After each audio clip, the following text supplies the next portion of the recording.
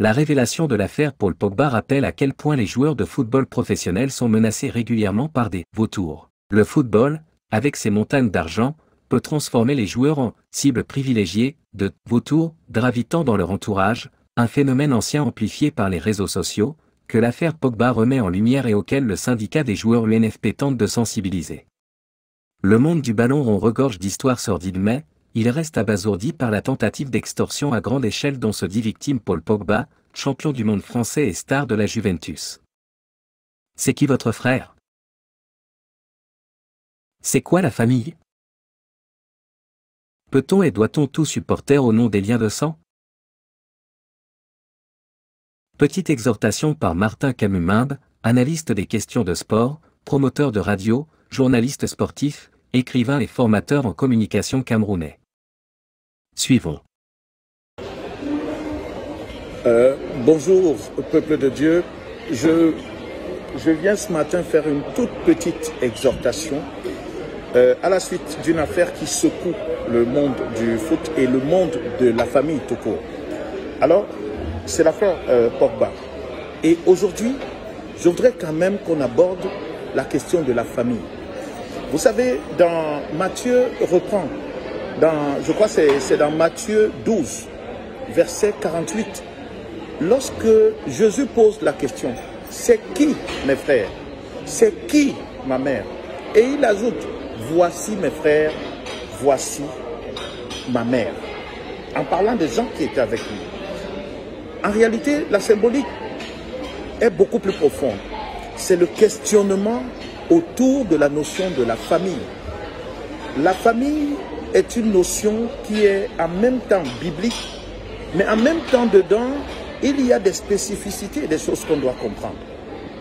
Le frère n'est pas défini par le sang, mais par la vision, par les choses qu'on est appelé à faire ensemble. Le frère que la nature nous a donné peut ne pas être ami. C'est pour ça qu'on parle de frère ennemi. Donc s'il y a frère ennemi, il y a aussi frère ami. Un frère doit apprendre à devenir votre ami ou alors à être un ennemi. Et vous ne devez pas penser que les liens de sang font que systématiquement votre frère est votre ami. Non. Et puis la plupart des gens de nos familles qui nous font des coups, les font parce que dans leur esprit, ils ont une immunité de sang. L'immunité de sang n'existe pas et ne doit pas exister. Si vous êtes persécuté par quelqu'un qui a les liens de sang avec vous, déployez la même énergie pour combattre cette persécution comme si vous déployez pour combattre toute autre persécution. La persécution, d'où qu'elle vienne, ne doit pas avoir des excuses et des exonérations.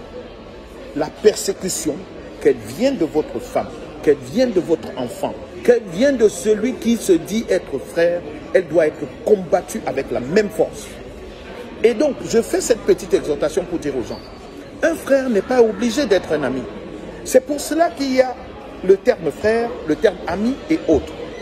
Un frère doit apprendre à devenir votre ami. L'amitié n'est pas un décret divin. La fraternité, oui. Mais on doit donc apprendre à devenir amis, même quand on a été frère. Parce que des amis apprennent aussi à devenir des frères. Et donc, ces notions doivent être distinctes. Nous, on a grandi parce qu'on nous a appris que la famille est sacrée. Oui, la famille est sacrée. Mais la famille est l'ensemble des personnes qui ont le même regard, la même façon de voir des choses, les mêmes combats et qui partagent leur joie de la même façon. Un frère de sang qui vous combat n'est pas votre frère. Et on doit toujours se battre pour régler ce genre de problème.